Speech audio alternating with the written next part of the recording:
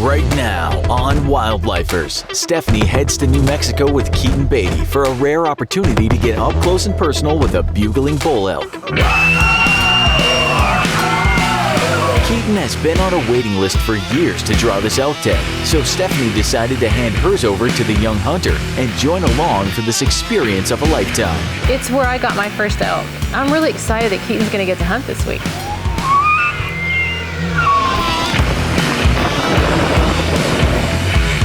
As far as a hunting destination, this place is as good as it gets. It is absolutely phenomenal. Thank you.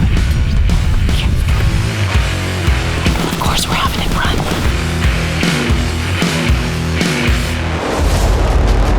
There are 3 roads that lead to the same destination. There are 3 players seeking to achieve one goal. Why do I hunt? It's who I am. Where do I find the passion? It's in my blood. How do I keep going? It's what I live for. We are the Wildlifers.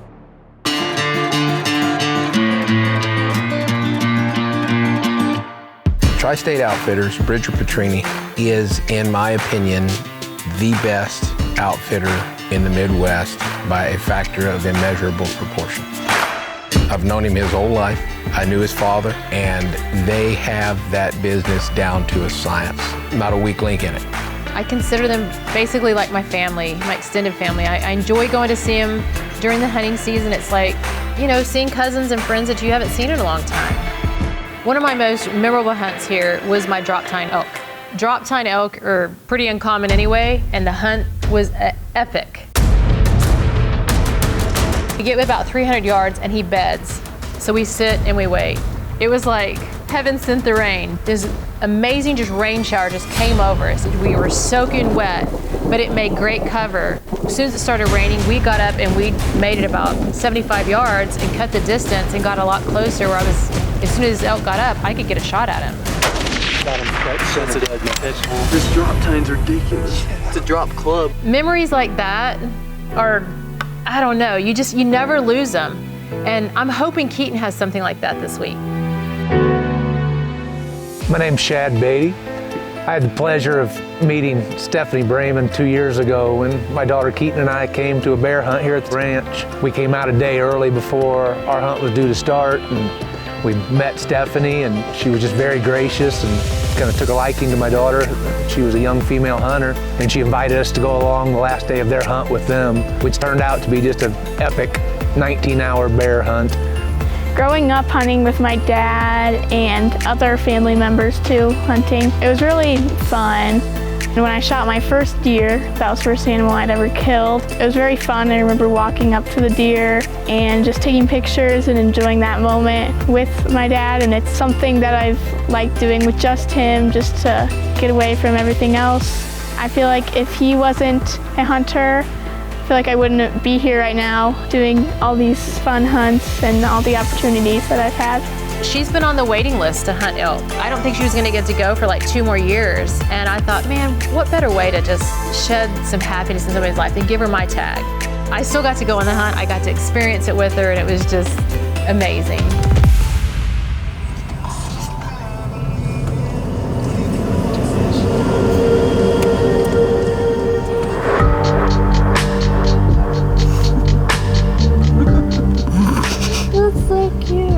So our first day, we knew where some elk were. We just needed to get out, get amongst them, and go see what we could make happen.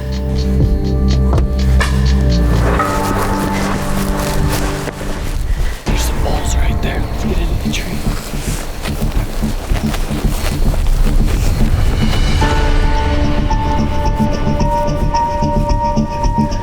Walk to the right of that little pine tree. He's before the trees in the distance. You can sneak around, just careful with your weapon. That side. Excuse me. That's right, corner. Want to get over?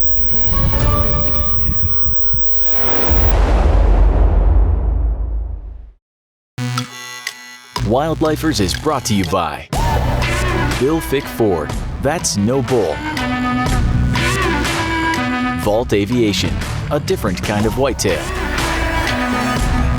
Barnes Precision Machine, USA made with unmatched performance. Wise Eye Tech. And Melon Creek Outfitters, raising standards, not fences. Stephanie is hiking the foothills of New Mexico on a search for Keaton's first elk with her dad Shad and Tri-State Outfitters guide Nick Cutlip. They were in the middle of elk calling to one another, but the team kept hearing one specific bugle in the distance.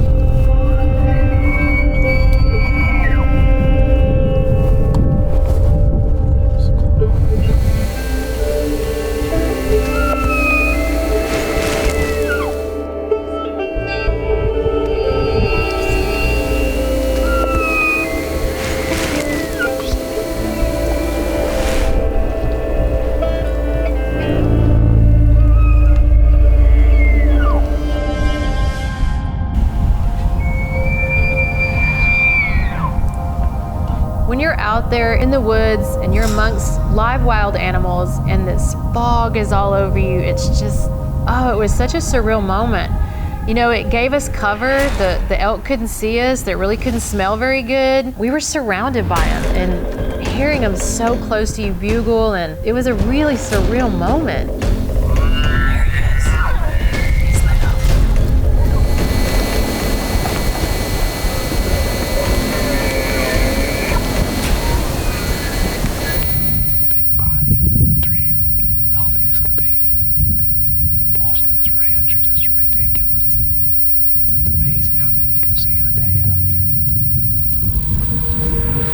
This is my first time being close to an elk, and it's just very cool, and there's really no words to describe it. It's just such a majestic animal, just something that I've never experienced before, and it was a great experience.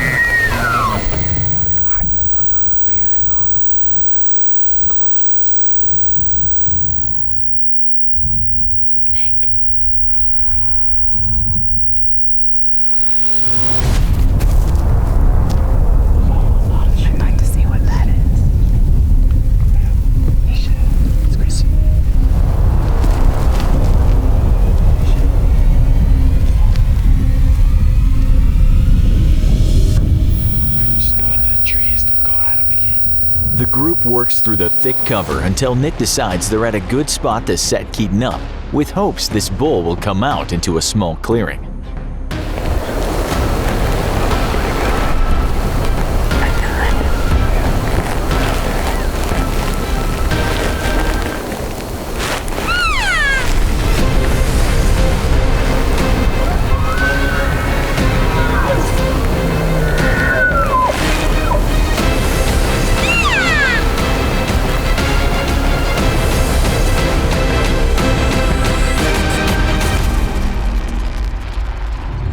target bull never comes out of the thick cover, so the team decides to back out and let the area rest before returning later that afternoon. We saw every elk except him in the open, pretty much.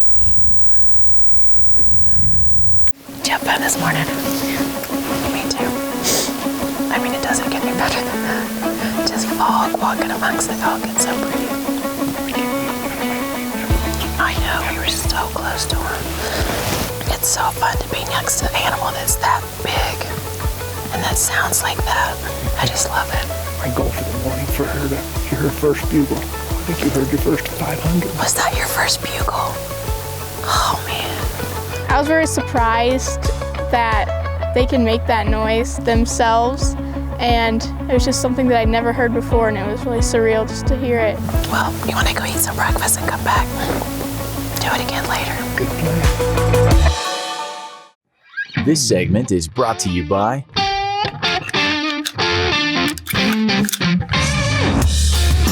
Barnes Precision Machine, USA made with unmatched performance.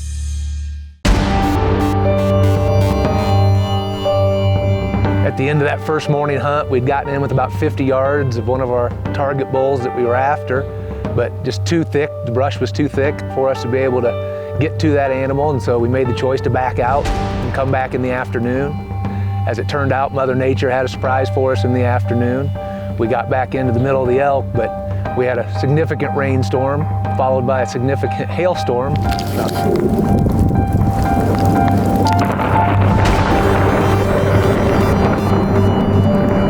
And then we were back on them. We couldn't get on the bull we wanted. There was a nice 6x7 that we were after. But we got busted by the wind. The wind switched for about 2 minutes time, and that's all it took for the cows to be able to smell us, and we were busted. I can't believe the wind switched right then. For 2 minutes. I know. And then it went right back. That one cow, she just, I just felt it hit my back. I was like, puff, puff. Kill a bigger bull. I wouldn't have complained about that one, to be honest, but. Tomorrow, I think, I'm guessing they'll come back up in this stuff again.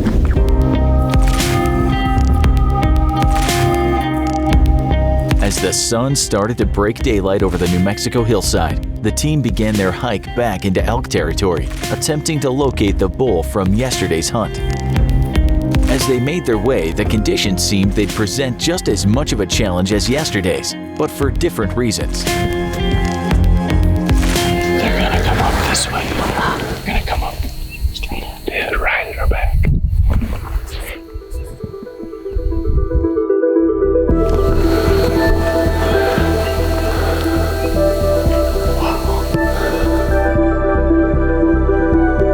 How come I'm sweating?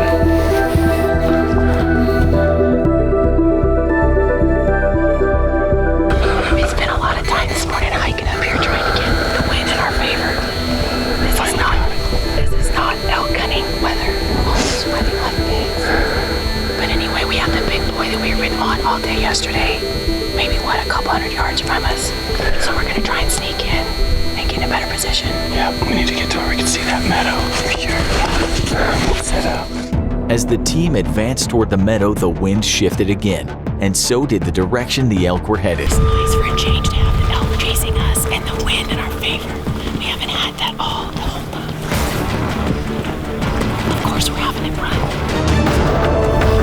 I just don't know which bull it is. Up over there. We can get elevation on him.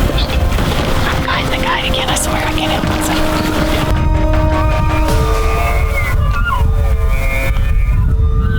What a man. He's angry this morning. Come up right here somewhere. I swear they. You're not alone there.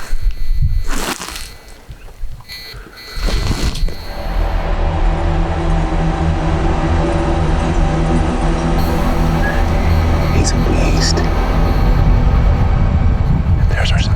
That's our 6x6. The size of the show. Exactly. The 6x6 is intact. It is broken on the one side, but his frame's bigger.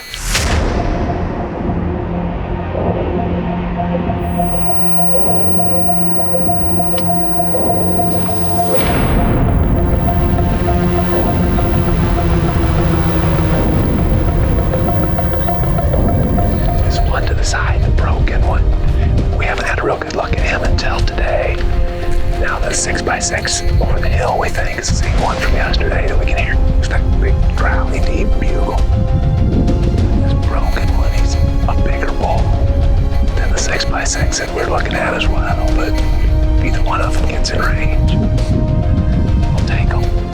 They were feeding kind of a direction, so we maneuvered and got in the spot. We felt like if they came up this way, we could see them, or if they came up this way, we could see them, and we just waited to see what they were gonna do.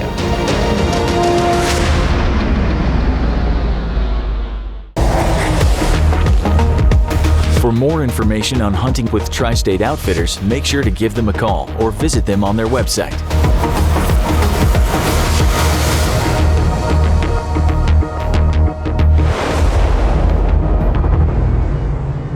The stock on one of the two bulls for Keaton now has them set up preparing for a shot.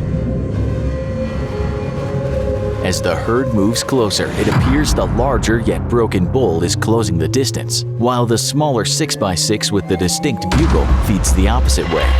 Going right behind her. Get yourself squared up.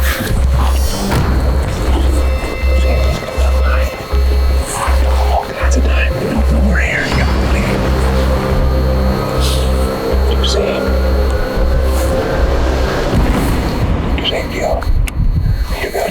Right behind the shoulder. Yep, right behind the shoulder. You're ready.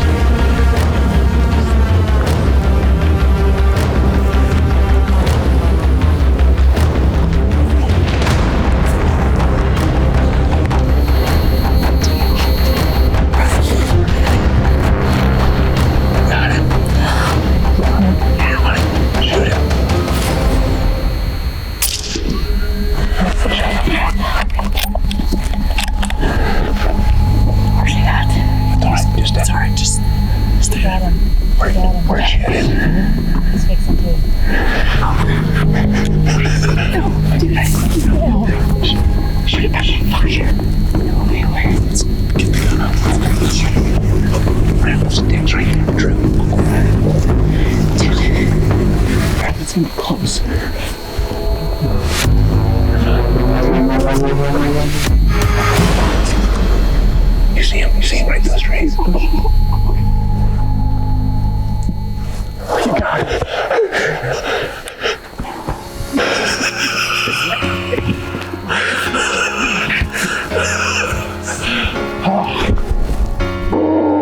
Love you. Great shot. Great shot, kiddo.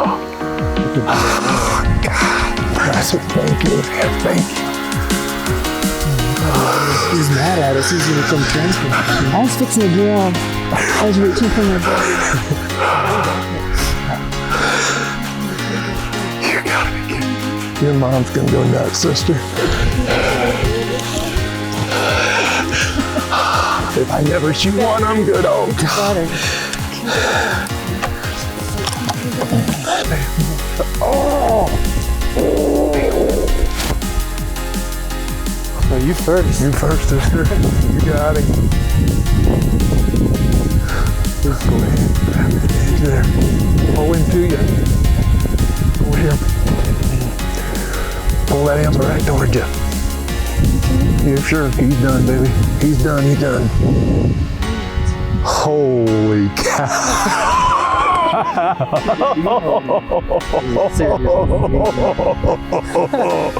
Dude.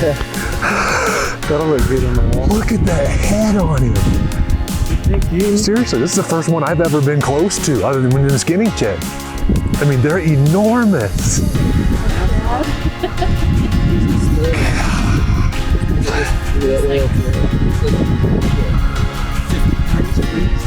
Oh, every bit of.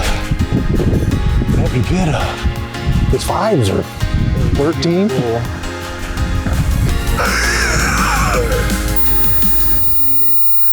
I don't really know what to say. I know. I can't explain how proud I am. I mean, it's such an incredible experience. I've been on this ranch 4 or 5 times myself and haven't been successful. To have this opportunity Stephanie and Dan gave us, I see my daughter harvest just an enormous bull elk. You did it perfectly. So proud of you. For Stephanie to do something like this, it's just so amazing, and I'm so thankful for it. It's such a great deed of her to do, and I was just so happy when I found out about it, and I'm still so thankful and truly blessed that she did this for us. The work Stephanie does just at all the different sporting venues to try to bring more and more hunters into what we do, especially female hunters and young hunters, it's essential. We need more hunters. It's easy sometimes as hunters to kind of put down what other people do, and it's always disappointing when you see someone like Stephanie and Dan who celebrate what everyone does in the hunting world to make it open and warm and a good place to bring people into. It does more for hunting for all of us, because it's a time when people would like to be able to shut down what we're able to do, you know, what our God-given rights are, to be able to be hunters and to pursue that interest. The work Stephanie and Dan both do is essential for that.